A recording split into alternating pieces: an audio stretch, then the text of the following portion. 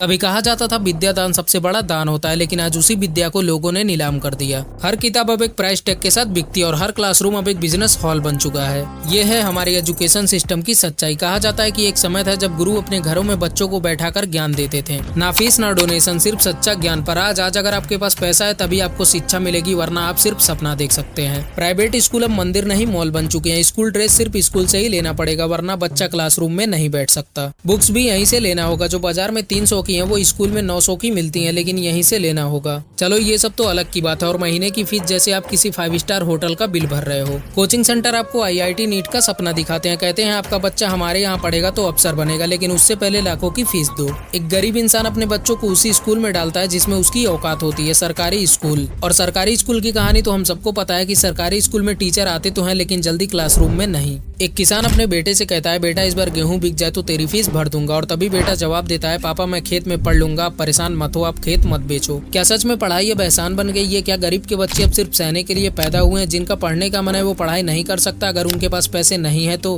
क्या शिक्षा सिर्फ अमीरों का अधिकार है, या गरीबों के लिए स्कूल सिर्फ एक सपना बनकर रह गए हैं? पैसे की ताकत तो हर एक इंसान को पता है, तो क्या भारत का भविष्य सिर्फ उन्हीं के हाथों में होगा जिनके पास पैसा होगा? एजुकेशन हर किसी का अधिकार है, फिर चाहे वो गरीब हो या अमीर। शिक्षा व्यापार नहीं, शिक्षा अधिकार है, हर एक इंसान, हर एक बच्चे का। अपना देश तभी बदलेगा जब ज्ञान फ्री या सस्ता बटेगा और हर बच्चा हर घर में पढ़ पाएगा। आधे बच्चे तो इसीलिए पढ़ाई करना छोड़ देते हैं क्योंकि उनको आगे पढ़ाई करने के लिए उतना पैसा नहीं होता है जितना स्कूल में लग रहा होता है। जिस बच्चे के माँ बाप एक दिन का 400 से 500 ही कमा पाते हैं, उनके बच्चे कैसे पढ़े इतने महंगे और इतने बड़े स्कूलों में? क्योंकि प्राइवेट स्कूल या कॉलेज की एक फॉर्म ही 500 रुपए से आनी शुरू होती है, और सरकारी स्कूल या कॉलेज में क्या हालत होती है सबको पता है। अगर आपके पास पैसे नहीं है तो बीमार होने का हक भी आपको नहीं है, क्योंकि भारत में सरकारी अस्पतालों में इलाज नहीं मिलता है तो सिर्फ इंतजार, अफसोस और कभी कभी मौत। ये कहानी है उन लाखों करोड़ों गरीबों की जो दर्द में तड़पते तो हैं, लेकिन उन्हें इलाज नहीं मिल पाता और अंत में उनकी मौत हो जाती है। बिहार के एक गांव में एक मां को दिल का दौरा पड़ा। बेटा तुरंत एम्बुलेंस में लेकर मां को पटना के एक सरकारी अस्पताल में पहुंचा, लेकिन वहां पर ना कोई डॉक्टर था और ना ही कोई इलाज था, तो सिर्फ रजिस्ट्रेशन फॉर्म और एक लंबी लाइन। और रिक्वेस्ट करने पर सुनने को मिल रहा था, थोड़ा इंतजार कीजिए। और उस मां ने उसी एम्बुलेंस में अपना दम तोड़ दिया। बताओ ये किसकी गलती है? उस औरत की जो गरीब थी? हाँ, उसी की होगी, क्योंकि वो गरीब थी। देखो ये गलती तो सरकार की नहीं है, क्योंकि वो तो हर एक चीज अवेलेबल कर रहे हैं मरीजों के लिए, लेकिन वहाँ की गलती है, सबसे बड़ी जो गलती है वो है वहाँ के जॉब करने वालों की। अगर वहाँ पर जॉब करने वाले सही से अपना काम करे तो कोई भी मरीज बिना मौत के पहले ही अपनी जान ना गवाए। सरकारी अस्पतालों के बाहर बोर्ड तो चमकते हैं, पर अंदर का हाल होता है टूटी हुई दीवारें, एक गंदा बाथरूम जिसमें इंसान जाने से पहले सोचेगा।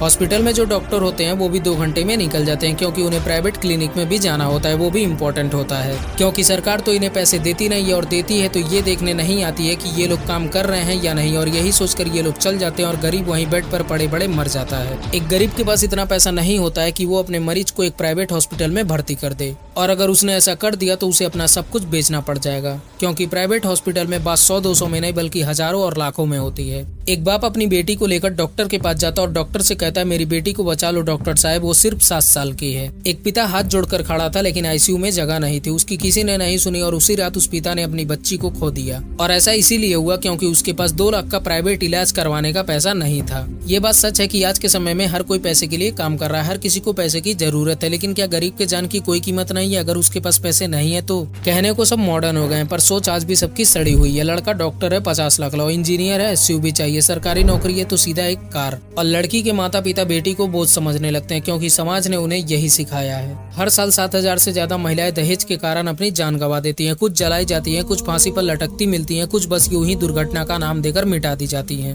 फिर भी लोग चुप रहते हैं, क्योंकि लोगों को लगता है कि ये हमारे घर में तो नहीं हुआ। लेकिन सोचो अगर अगली बारी आपकी बहन की हो तो? लोग कहते हैं दहेज नहीं चाहिए, लेकिन आप जो अपनी मर्जी से दे दोगे वो अलग बात है। मतलब साफ है, मांग नहीं पा रहे हैं पर इशारा जरूर कर रहे हैं। और जिनके माँ बाप दहेज ना दे पाए उनकी बेटियों की जिंदगी नरक बन जाती है। ऐसी सोसाइटी को क्या कहेंगे जो पढ़ाई में आगे तो है लेकिन सोच में एकदम पीछे? क्या दहेज लेकर शादी करने वाले इंसान वाकई में मर्द कहलाने लायक होते हैं? क्या लड़की सिर्फ पैसे और तोहफे के साथ ही एक्सेप्ट की जाती है? वो इंसान किसी लड़की को ले जाकर क्या रखेगा जिसकी औकात एक बाइक, कार या सोने की सीकड़ खरीदने तक की नहीं है? दहेज लो ठीक है, लेकिन इतना मत लो कि किसी बेटी का बाप अपना सब कुछ बेचकर तुम्हें अपनी बेटी भी दे। और इसी हाई डिमांड दहेज की वजह से कितनी लड़कियों का जल्दी शादी नहीं हो पाता।